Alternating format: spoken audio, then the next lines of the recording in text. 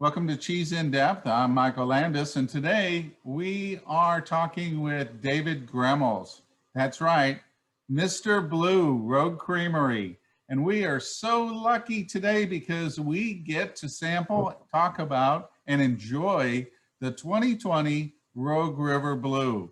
And a special bonus is we got a wonderful cheddar that we're going to dig into as well, plus some pairings. David's going to talk about how to taste, and he's also going to talk about some of the recipes that are going to be available very soon. So I am not going to continue talking, and I'm going to turn it over to David and welcome you here and let you go ahead and start with this fabulous cheese. David? Thank you, Michael. Thank you for that introduction and welcome everyone. I understand we have guests from Florida, New York, Vermont, Missouri, Kansas, Colorado, Wisconsin, all over the United States. Welcome to all of you. And it's just great to be here to honor the launch of Rogue River Blue. Normally, we launch Rogue River Blue on the autumnal equinox. It's when we release it, of course, and when we start creating it. We create it when our cows' milk composition is just perfect. The idyllic period of time for grazing is the autumn for our cows.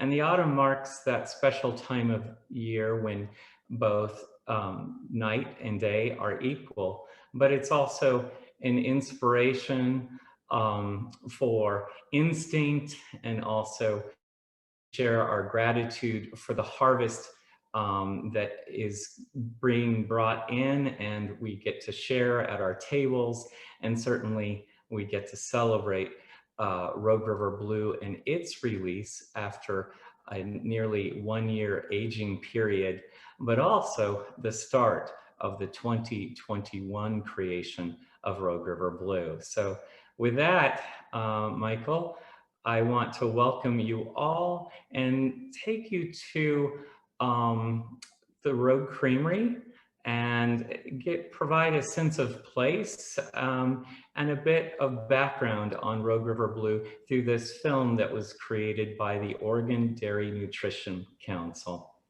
Thank you. Rogue Creamery was built by pioneers, entrepreneurs who saw a vision.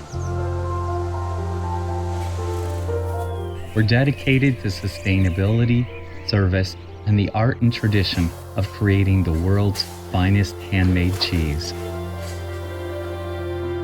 Rogue River Blue is the most distinctive blue cheese.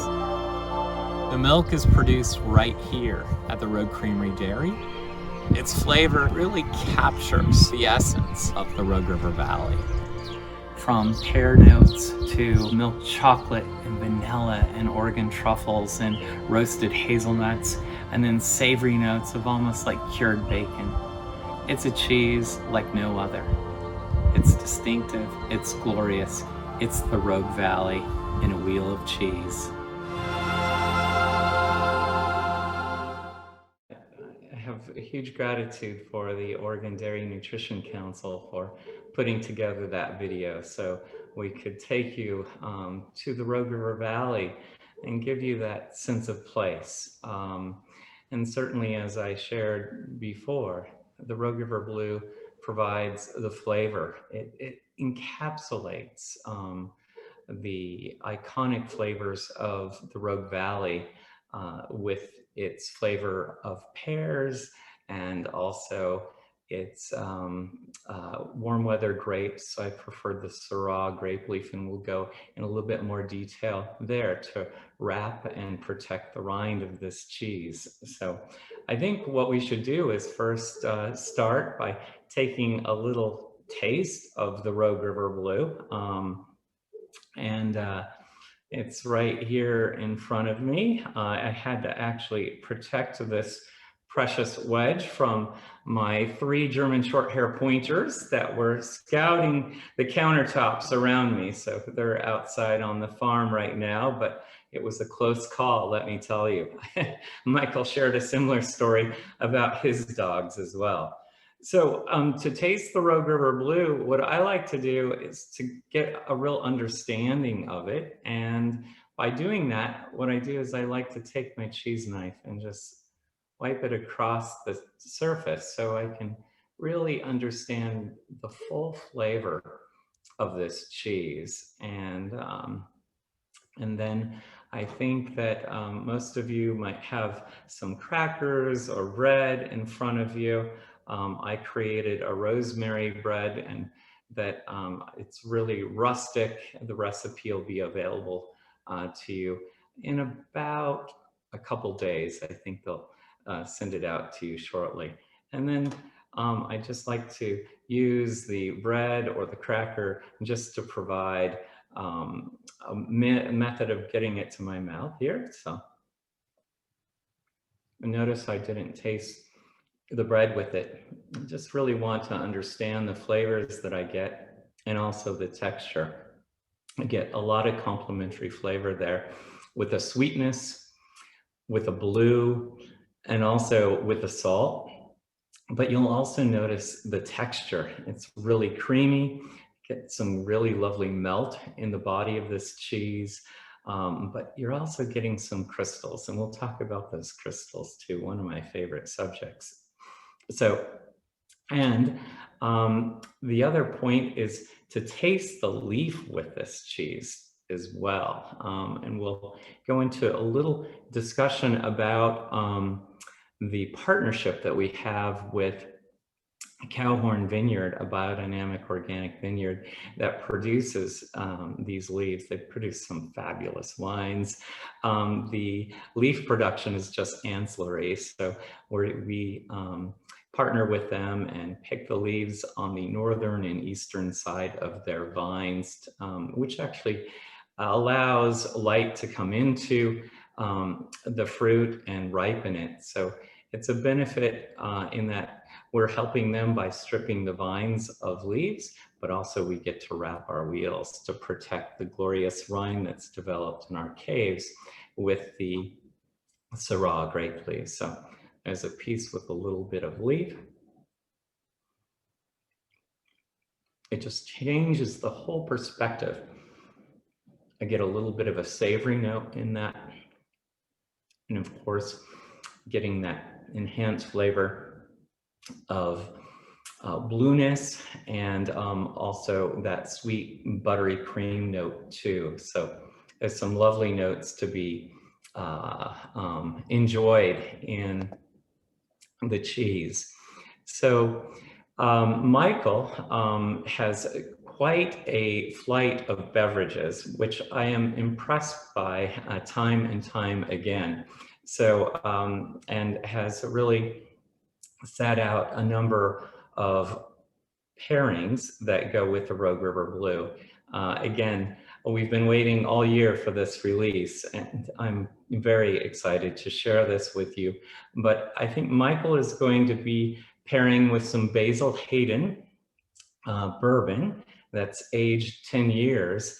And what I'm going to do is pair with a bit of sparkling water and a sweet gastrique that I created using 2 cups of pears that I picked on my property here. So I'll just show you what 2 cups of pears reduced down to. Not a lot, but the flavor is going to be really, really intense in this sparkling water. So in addition, I like to, at this time of the hour on the West Coast, pair my cheeses with coffee, with black tea, with iced tea. I also have a hibiscus iced tea, as well as a number of other juices, papaya juice, pear juice, grape juice. It's all delightful to pair. So give you some time to go to your refrigerator and pull out a pairing and discovering what that might enhance in the cheese. And I hope it will complement it, as I think this little pear sweet gastrique in this sparkling water will, which it does. So the Rogue River Blue the Rogue River Blue flavors really start at the soil, and meaning we pay close attention to the investment we're making in our land by intensively grazing our pastures and also irrigating them from the Rogue River.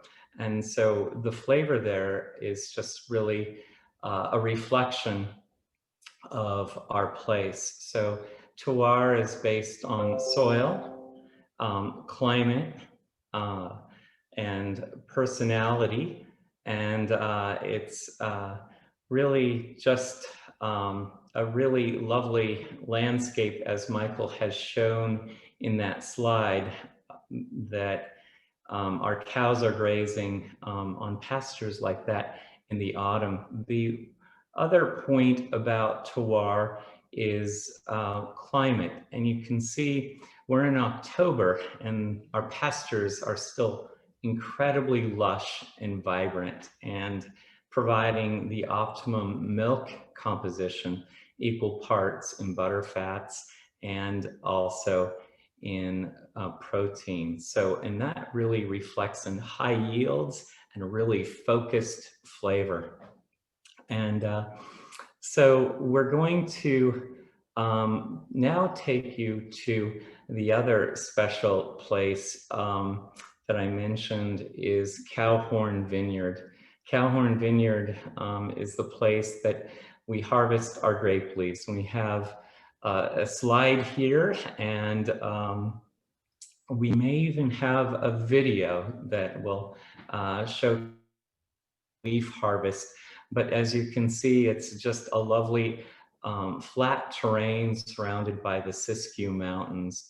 The vineyard is managed biodynamically and organically by the Steels, and they've really created some world-class Syrahs and also Viogniers and Roussanne Marsannes, just some really special wines. I harvest with my team the Syrah grape leaves.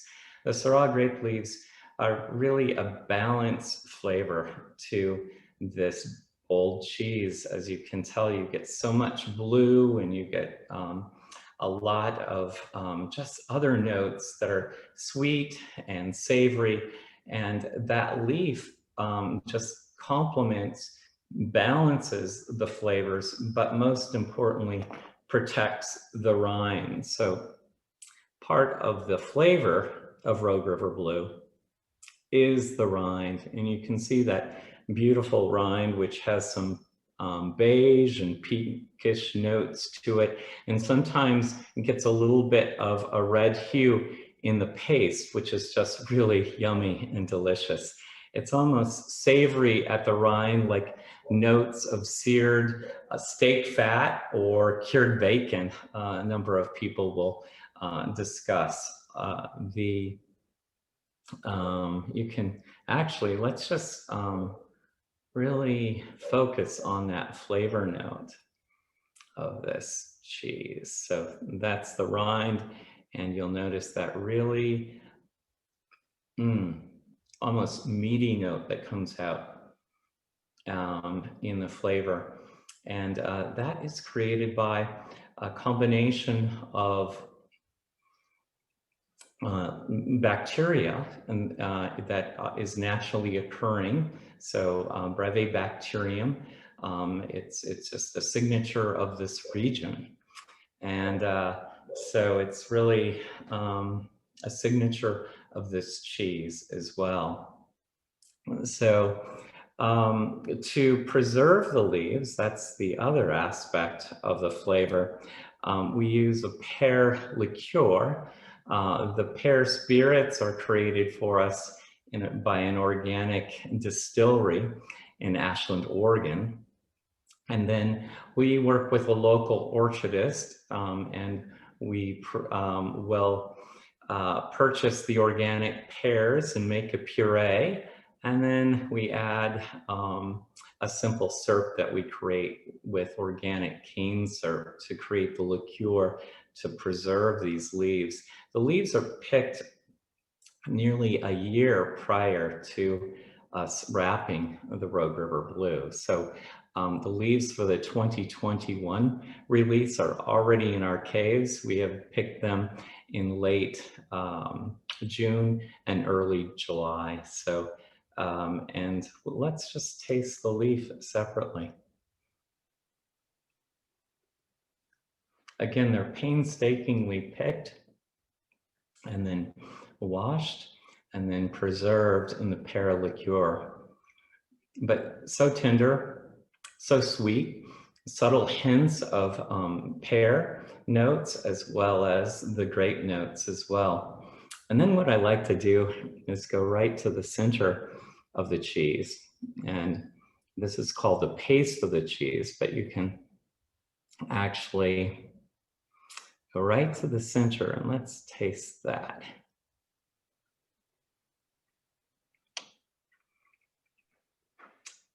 Quite a difference, right?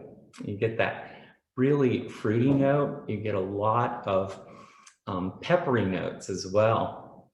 And these organoleptic names. So as we move into our pairing notes, you'll say, hey, the fruity note is there and the salt is there. So that's a step that we'll move into here shortly. So quite a contrast though, right?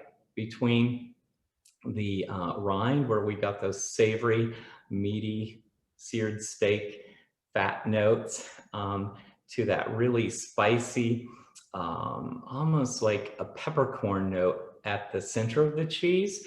And the fruit was really pronounced. The fruit comes from the leaf. It's remarkable, and it is really delivered right to the center of the paste. So, and then let's just go into about the center, between the center of the wheel and the rind, and just taste what we might get in this part of the cheese.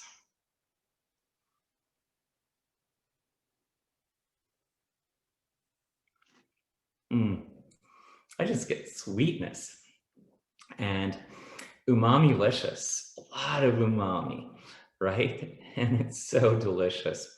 Hint of milk chocolate, vanilla, toasted hazelnuts, and I'm sure there's other flavors that are just hitting, and a bit of salt coming out that is just carrying those flavors forward in that sweetness, which makes me want to stop and take a little nibble of a cracker or take a little bit of bread. Again, this rustic rosemary bread. I like to pair the Rogue River Blue with rosemary crackers, with a plain cracker, an olive oil cracker, or I like to create, and I've been working on my bread recipe a lot during this time of the pandemic. So I created a rosemary rustic bread for us, and that recipe will be available.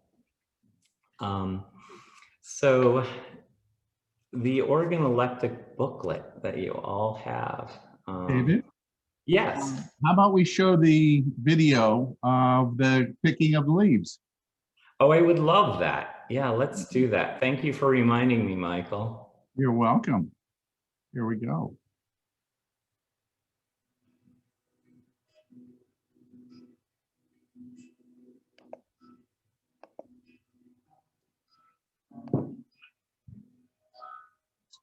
The grape leaves that we harvest here are so prized, and again, are the experience that one is greeted with when they receive a wedge or a wheel of Rogue River Blue.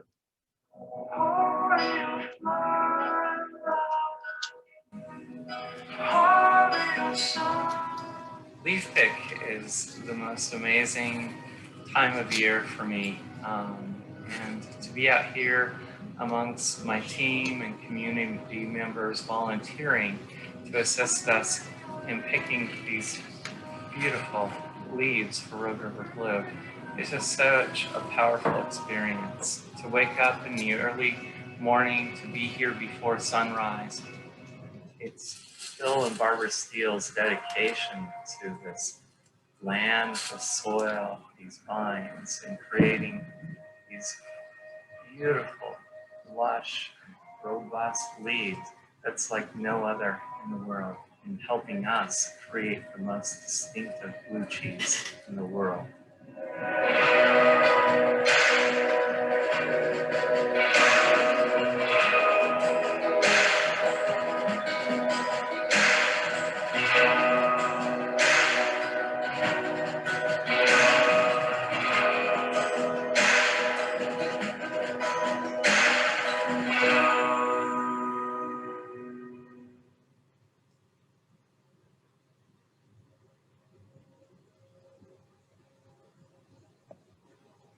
Such a special place.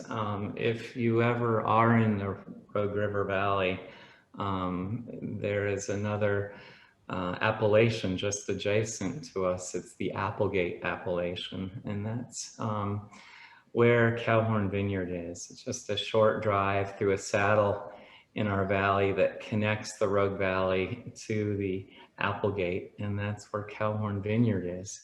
It would be just a great experience for you to see the landscape, the Siskiyou Mountains, and to taste the vines or taste the fruit of the vines that are produced there. It's really remarkable. They are dedicated to their land and to the fruit that's produced and the process of creating world-class wines. Yeah, it would be a remarkable experience. And I know that you can order their wines online. So, and with that, both the video and my discussion of their connection to being a biodynamic vineyard, it gives us a heightened experience and appreciation for what Bill and Barbara are doing at Cowhorn Vineyard. So this little booklet that we have sent to you, and I hope everyone received this booklet, is our Organoleptic tasting guide. And it's a guide that will take us really through the flavor profile of Rogue River Blue and the textural experience of it as well. And then the goal is our takeaway is have a spider graph similar to the spider graph of the 2019 lot of Rogue River Blue that I tasted and documented. And that, as you know, was recognized as the world's best cheese at the World Cheese Awards in Bergamo. So the fortunate thing about today is we have nearly 400 judges with the Organoleptic guide on this video. So it's really going to be great fun for you to go through the process of documenting the flavors. And everyone's perception of a flavor is different. So there are no wrong answers. And also there are a number of different lots of Rogue River Blue that we sent out to everyone on this video. And so one lot might be more savory, whereas another lot might be more fruity and sweet. And a lot is a make day. So we produce about 140 wheels in that day. And then those wheels are then moved to our affinage program in our caves. So the wheels are turned in the cave and tended to and hand pierced, and then they're brought into a further affinage process where we naturally allow those wheels to naturally rind and get that delicate rind that we talked about with the bee linens and bacteria and the yeast. So there's a little story that you're now all familiar with the videos about Rogue Blue, the creation of it, and our commitment to our herd. Our herd is primarily mixed bred. We have Holstein and we have Brown Swiss and a mixed breeding of both those breeds. And we have a few milking shorthorns and Jerseys on our dairy. Each of the cows has a name and they're robotically milked by two robots, Matilda and Charlie. So what that means when a cow is ready to milk, it just will walk up from the pasture and queue up in line, and they usually have their favorite robot. So whether it's Matilda or Charlie, they'll go into a stanchion and the robot has an arm that will come out and actually wash the udders and then milk each of the quarters. And we can look at the production of the cow with our PDAs, with our phones. It's just remarkable, the technology today. And the one thing I've learned is I was really not quite sold on the robots, but the cows sold me. They really like consistency, and the robots provide them with that consistency. And they also provide the opportunity for a cow to get milked voluntarily more than once or twice a day. So on average, a cow likes to be milked for comfort 3 times a day. So that was something else I learned.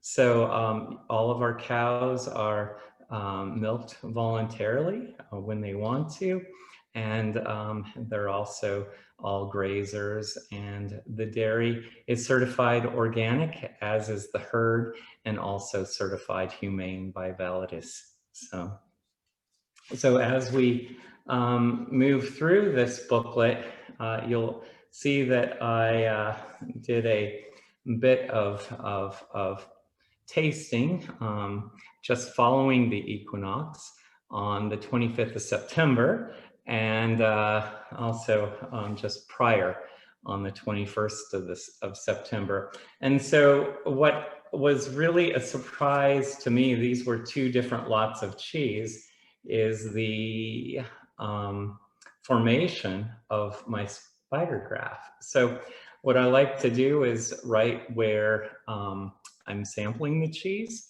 because I think the environment will affect that experience that you're having today. The date, of course, and your name, but also some of those notes that you're picking out of the experience, the savory notes, the fruity notes, the buttery notes, the cream notes, whatever those might be, and what notes might be more pronounced or complementary, what might be highlighted. This cheese is pasteurized. We still produce raw milk Rogue River Blue and export it primarily into the EU. We do have both available here in Central Point, but what we ship out is the pasteurized version. And then that texture, was it fudgy? Was it creamy? Was it buttery? So what I tasted today was a bit creamy. However, I've really tasted some fudgy Rogue River Blues as well. So let you take some time and fill that out. And then when I look at this graph, what it really showcases for me as I start out on it is the highlights. So what did I taste first? And was it salt? Was it spice? Was it blue? Was it fruit? Was it salt? And and then I think about those complements. So I did get the sweetness, and I also got its complement of salt. And so that was really interesting. And that complement of savory. And then that balanced flavor of fruit came in as well. So, so to start, let's take another taste. This is when I like to really take another scrape across the cheese, and then put it either on your finger, on a spoon, on a piece of bread. Create a paste in the palate, breathe into it, and pick out those flavor notes that you're getting. Certainly the blue note is coming out pretty significantly for me, followed by salt, and followed by the savory note, as I talked about. And then as we look at the spider graph, what you'll see is 0 is center and 5 is at the extreme. So I would say that the salt on this piece for me was a little high, and that savory note, as you can see, many people refer to that as cured bacon. So I thought that was pretty high too. So, and going through here, I got a little bit of earthy note too. So not as high as those bacon notes or salt notes, but just under that. And the sweet cream notes were just really apparent on that. So I'm going to take a 4 there. The fruit notes, which are the pear notes on this one, for me was a little lower. And though it depends on where I taste, as you know, if we taste at the center of the wheel, that's going to really come out and be more pronounced. But I would just mark that a little less. And then in the center here, we're going to get more of those lovely vanilla, buttery notes and blackberry notes too.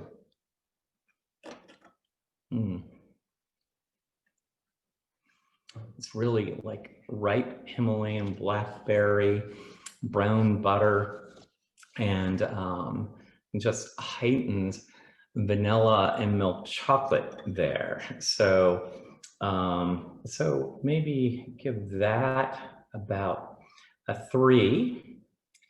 The peppery notes, it's that little bit of heat on the center of the tongue towards the front of your palate, and it wraps the tongue as well. I can pick those out, and I think that's just nicely highlighted. So on this one, I'd probably give it about a 3.5. And on the herbaceous notes, the herbal notes, again, I'm being influenced by this rosemary rustic bread that I've created. I picked that out. It's not as high on the spider graph as the other notes that we've tasted. So I'll probably put that maybe at a 2. So again, every wedge of cheese that we're tasting is probably different. We're tasting different make days and different lots. So you could be getting a 1 or 0 or a 5 on the herbaceous notes or on the fruit notes. So it's so again, all answers are right here, and so we'll just go through and mark the rest of our graph, as I look at grassy and clover, I would give that maybe a 1. And those those umami notes, there's a lot of what I like to say umami-liciousness in here. So it's a made-up word. So I'll give that a 3.5.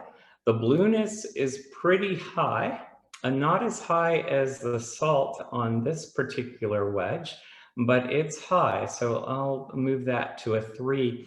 And that sweetness just continues to move forward in my palate on this, and really just calls out for a bit of bread to soften that. And now I'm getting a lot of blueness. So it's lovely, the length of flavor of this blue, right? It's a blue that will fill a room, but also fill our flavor buds.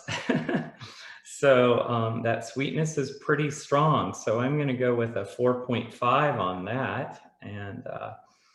And then let's just talk about the crystals before we talk about the boozy, because Michael, I'm going to have you mark the booziness and talk about that, but I'd really like to talk about the crystalline aspect, because that is something I think is distinctive to Rogue River, and it's pronounced more and more as the cheese ages over time. And it's also dependent on the acidity of the cheese. And so it's something that we work with to create for your enjoyment. It's almost like a sweet crystal or rock candy.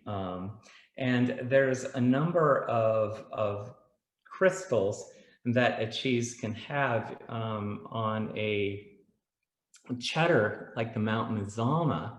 You'll notice you have these lovely crystals on the edge of it. So those are calcium lactate crystals, and the ones that are in the center pockets are tyrosine crystals.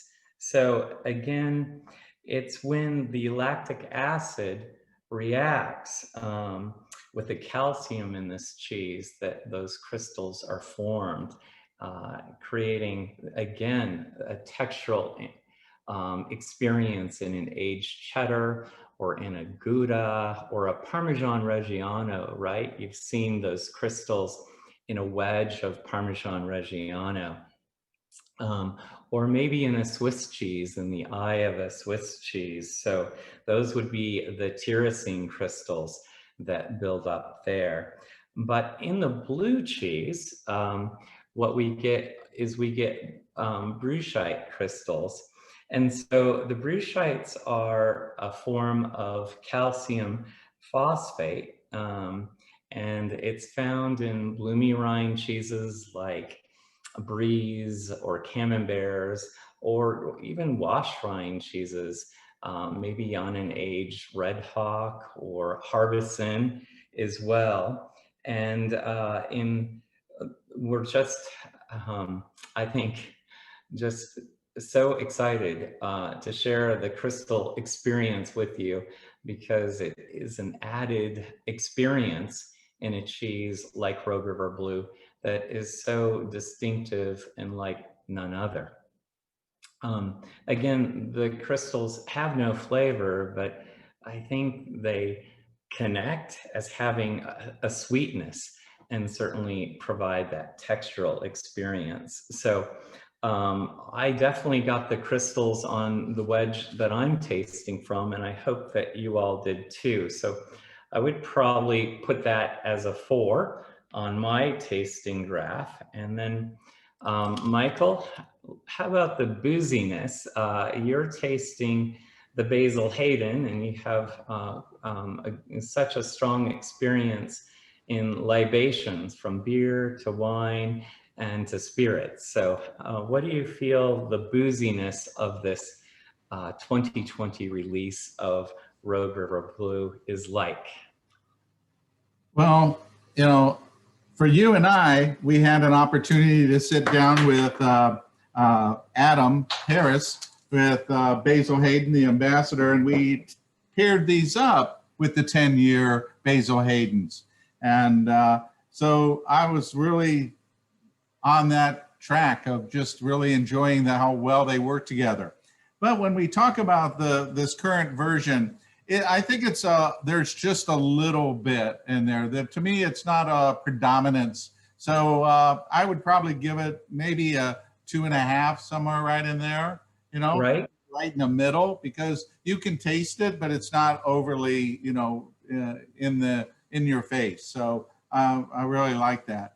I also have paired this up. You know, you've been to Tampa many times, and I know that you sat down with the brewer at Cigar City, and Maduro Brown is one of their ales that they do that pairs up really well with this this cheese. So if somebody's thinking, well, you know what, I just don't want, I'm not a big bourbon fan, which is just, you know, it's understandable.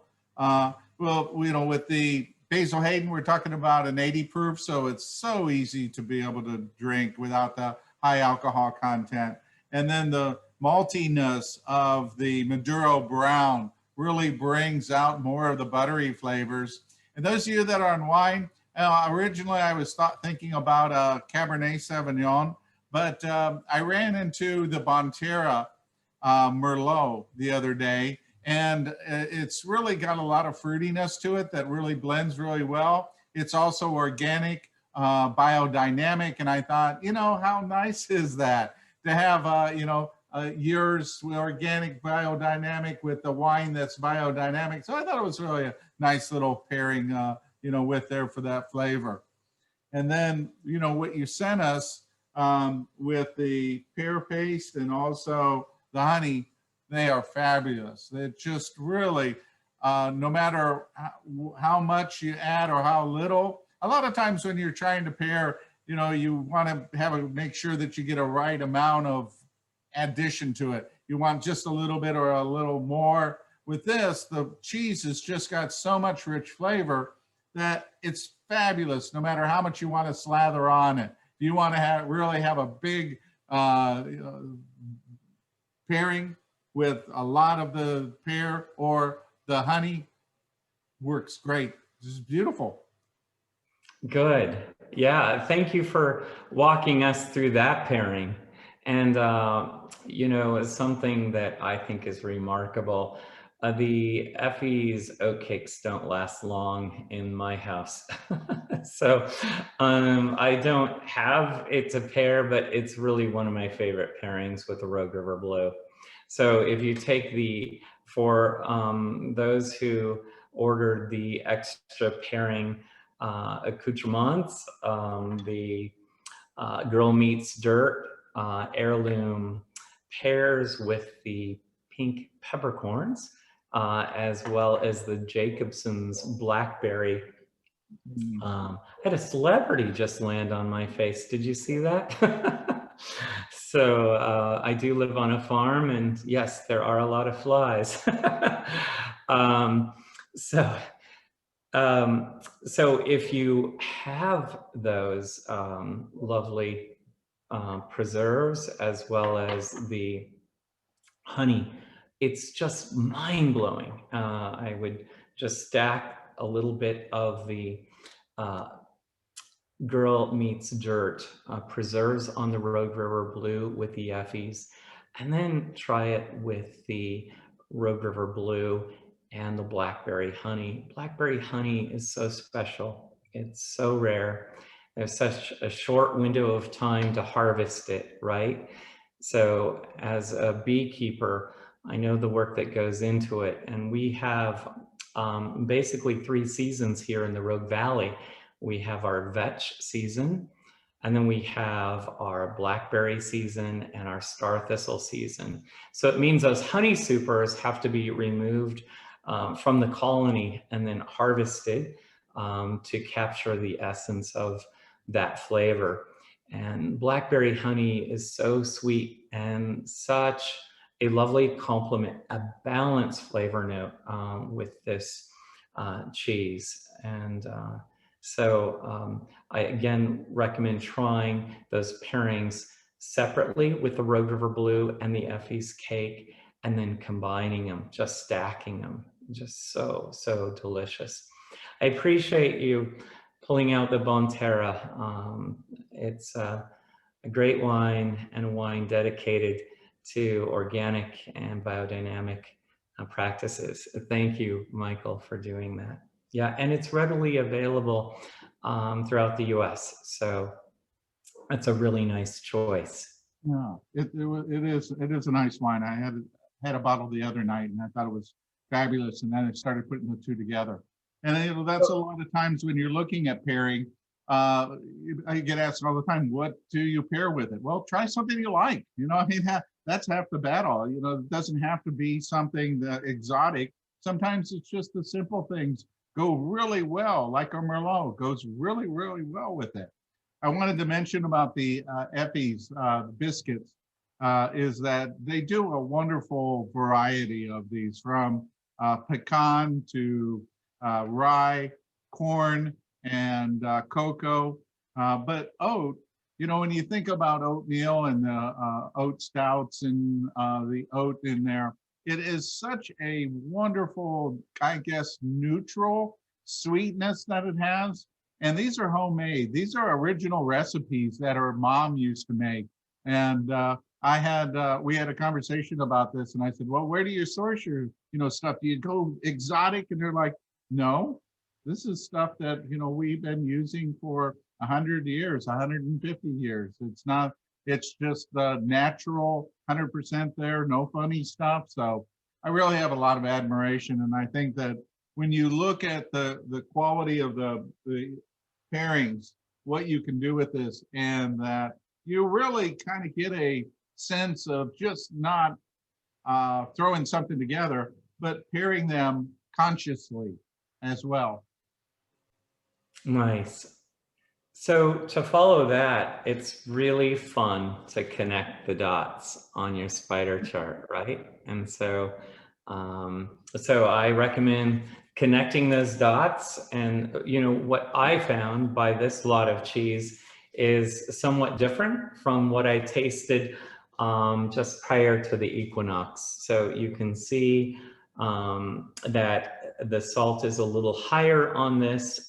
Certainly the crystalline aspect is high. That it's definitely much sweeter. And we did discuss, I didn't point it out again, we did talk about the vanilla and the hazelnut, the toasted hazelnut notes that I picked out in the center of this paste. So yeah, so it's really great fun. No one of these will look alike. What I like to do is actually layer them. So we look at them and see what is the commonality here. And so in doing that, we can say that the 2020 release is really fruity, it's balanced with savory and salt, and all of those notes are complementary, but they're also well pronounced, maybe a little softer in the boozy aspect, but when you taste the center of the wheel, you'll get that booziness coming right out of the flavor. So if you're pairing the cheeses, this cheese with the preserves or the honey, you'll also pick out different notes that will complement and highlight the flavors as well. And again, that Effie's oat cracker and the Girl Meets Dirt heirloom pear and pink peppercorn preserve is just remarkable, as well as the Jacobsen's Blackberry Honey. We actually have some questions that I'd like to deal, because they kind of deal with that before we go to the next one, if that's okay. Please, please. Okay. All right. So let me just run through these. Oh, I see the Q&A. Good, good. Okay. All right. So we got Annie, and she said, I'm curious about the knife David is using. Can you tell us about it and where one might find a similar one? Yeah, it's a Lacroix cheese knife, one of my favorite knives for my cheese plates. So I just get them online. So they're made in France, but you can see it has this lovely fork, so you can cut the cheese, but you up and serve it to someone. So it's just really a handy tool for a cheese maker or cheesemonger. So these are Lecoul cheese knives. So, and most specialty gourmet shops have them, as well as cheese shops have them. And of course, they're available online. All right. Well, Brenda said, my cheese is so crumbly that there is no way to scrape or slice a small piece of it. It just falls apart. What do I do? Ooh. Yeah, Brenda, that might be the Mount Mazama. I found that too as I was creating some cheese bites. So what I do is I actually will use the flat side of the knife. So I'll cut and crumble it, and on the blue aspect you can see, or on the blue cheese, what I'll do is I'll just serve it on the flat side, and then serve it on a cracker or hand it to someone. So yeah, so nothing wrong with the blue cheese crumbling, right? We're really accustomed to that. So and it's nice. So you can also portion out the crumble, because some of the crumbles are bigger than others. So and a knife like this is easy to spear the cheese, but also serve it on the flat side, and then create those flavor experiences that we're exploring with the pear preserve and the honey and the cracker. Yeah, also, when it gets up to room temperature, a lot of times it becomes a little softer and a little easier to be able to work with. So our next one is from Jill, and says, she asked, can you make any recommendations for the use of grape leaves? I found this year's batch to be a little tough to eat. Yeah, so you know, I went to a local restaurant here that took the grape leaves to another level for me. And so basically they took a wedge like this, and they peeled the grape leaf off and heated up some oil in a frying pan, some just organic canola oil, and fried those leaves. So you had these little crispy leaves that you could actually break and add to the experience. So you can imagine what that tasted like.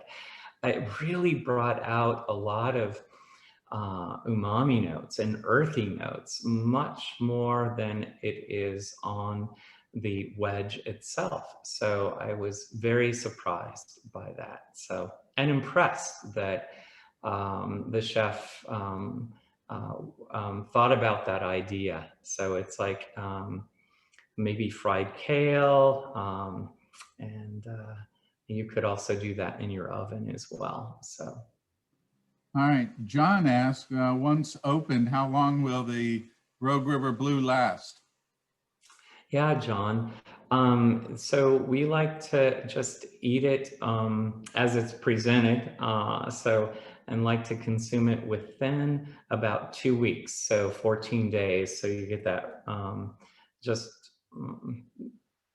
perfect balance of creaminess, of the texture. So these cheeses are aged to an organoleptic level that is right for Rogue River Blue. We stage the cheese out over a period of time, and before it's released to you, we will taste a wheel from every lot. So you're getting the cheese at its perfect stage, and it's meant to be enjoyed. I would, once open, eat it within 2 weeks and enjoy it with friends and family. So I know there are individuals that will cut and reseal the Rogue River Blue, and they've had great success with that. So I've actually aged wedges in the factory seal for 6 months, and what happens there is it gets more pronounced in the crystalline aspects, so you get much more of those bruchite crystals coming forward. So really, really a lovely experience. All right. So, Sinjbawa asks, what is a good charcuterie pairing? Yeah, we have been exploring some lovely charcuterie. With Olympia Provisions, as well as Brooklyn charcuterie. So everything from pork to beef. And so I really enjoy the charcuterie aspect of the pairing too. I think it brings out the meaty flavors of the Rogue River Blue, and have really enjoyed those cured beef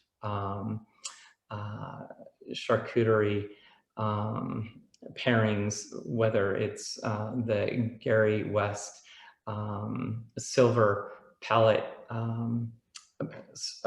cured meats or the Brooklyn beef. It's been really amazing. It takes it to another level. So good question. Okay, so another question here. This is from Rebecca. Does a milking at will present challenges for maintaining milk production or enhance it? Good question, Rebecca. It actually enhances. So the studies are proven that the cow will produce more milk over time. She's happier. And so it might be a few percentage points, but it is slightly more. So that's a nice added benefit to such an investment, right? And also cows produce more if they have a name. So, and as I shared before, all of our cows are named. Which is funny because James asked, can you tell us some of the cows' names? Oh yeah. So I am I'm feeding the next generation of Rogue Creamery cows, if they're heifers, at my farm. So there's just Esme and Sweet Pea and Lena. The names go on. There's just such a great group of heifers out there right now. So I have 20 on property that will graduate and go on to the dairy in about a year. So. All right, that really. We also offer a naming opportunity for you all on our Facebook. So we'll have a contest, and we'll have nearly 20 calves in the coming 6 weeks. So that we'll have a number of contests available for you to name a calf. Well,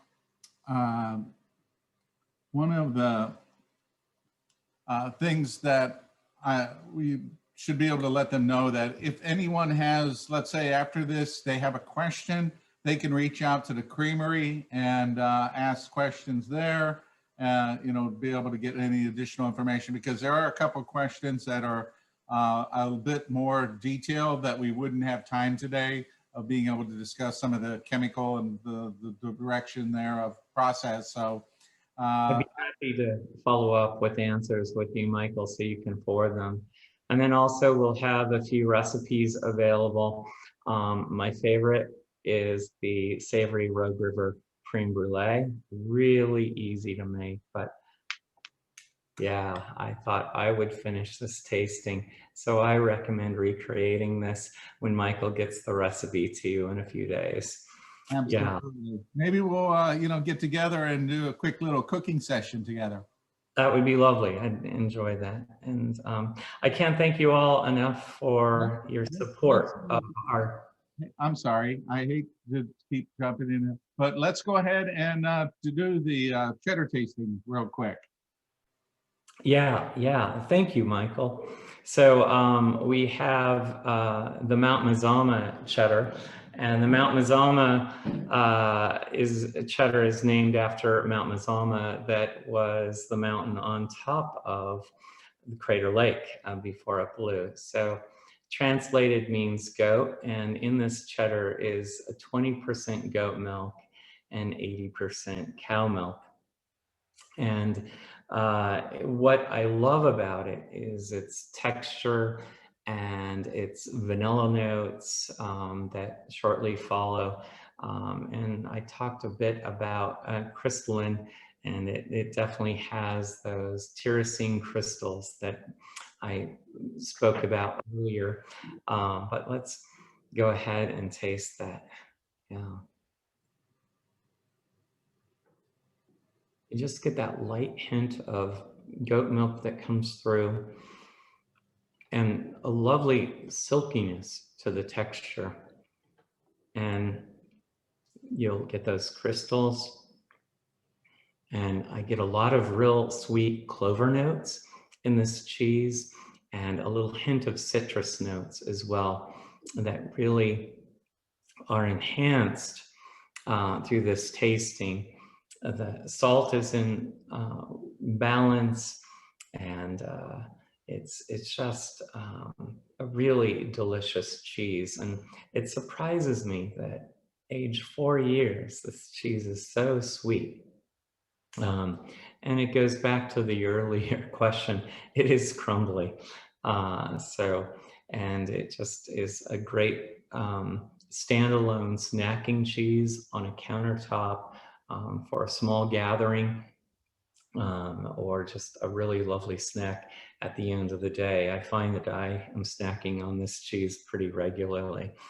And we did a tasting earlier with our Rogue River Blue. It was a flight of Rogue River Blue called it Brave and Bold. And these were Rogue River Blues that we created in 2015, released in 2016, 2017, all the way through to 2019. And so again, cheeses that have a lot of aging underneath them, but yet the integrity of the cheese is still there, meaning it has texture, it has melt, and it has depth in that texture. So, and for a semi-soft cheese like a blue, like the Rogue River Blue, it's unheard of. But in a cheddar or Parmesan Reggiano, it's more common. And as a cheese continues to age out, it becomes a little bit more crumbly. What we found in the semi-soft category, like the Rogue River Blue, it became more fudgy. And those chocolate notes really were apparent. I'm also getting a bit of vanilla in this as well. It's so delicious. Again, I would taste this and I was just blown away by the Effie's Oatcake and the Blackberry Honey, and this Mount Mazama. Oh, it was outstanding. So I recommend just taking your time with that pairing, because it was really, really special. As has this whole pairing, Emily Aldridge, who heads up our production and quality assurance, said, you know, we shouldn't be worried about missing this time to come together and honor the autumnal equinox and the release of Rogue River Blue. And as you know, there were circumstances around that, and the Almeida fire occurred, and it was devastating. So there are nearly 4,200 people displaced, and 4 of our team members lost their homes. Michael, thank you. We'll follow up. We have a GoFundMe for our team members, Lorenza and Martine and Maricella and Maggie. They've been picking leaves with me, for nearly 20 years at the onset and creation of Rogue River Blue, and continue to work diligently in the affinage and the packaging of our cheeses. And it's that art of affinage that provides the ability to age a cheese perfectly over time. So it's watching the temperature, attending to the cheeses, flipping the wheels, and checking the humidity. It's that art that really allows us to age these cheeses for not just a few months, but for years, as you can taste and enjoy with us. So Emily said, Dave, let's call it the autumnal release. So instead of autumnal, octomnal. And I love it because it gives us a month to celebrate the release of Rogue River Blue together. And I believe that October is also the month that celebrates Raw Milk Cheese Day, which is coming this weekend, and also American Beer Month. So there's a lot of good reasons to have delayed the release of Rogue River Blue and pair it with some fine ales, as well as set it next to some fine raw milk cheeses. It is a time of harvest, so a time and opportunity to pair it with a number of fine wines and, as I mentioned, beer, but a number of preserves and fruits. So enjoy. And again, thank you for sharing this release and going through the organoleptic profile with me today. David, that was a lot of fun. I really appreciate you taking the time and really deep diving into the cheese and into the pairings and that. So a lot of fun. And, I look forward to our next time we get to have an adventure and taste some more cheeses and or our recipes coming up. So I did get asked whether or not that this was recorded for those that got the time zones wrong. Yes, it is. It'll be on my YouTube channel, Michael Landis Cheese, probably the next couple of days, along with when we get the recipes, we'll link them on there as well. So you'll be able to find that and, be able to still order some more cheese and enjoy and all that. So I'm really grateful that you were able to take the time today and come out and play. And I'm glad that you're safe and sound and everybody there is recovering the best they can from that tragic wildfire. So, thank you, Michael, and thank you for sharing our GoFundMe. And we appreciate your support. And with your purchase, you're supporting a B Corp. And we are ranked as one of the top 10% of B Corps worldwide. So we like to say we're making a difference one wheel at a time. And so I can't thank you enough for your assistance in helping us make that positive impact in our community and environment. Thank you. You're welcome.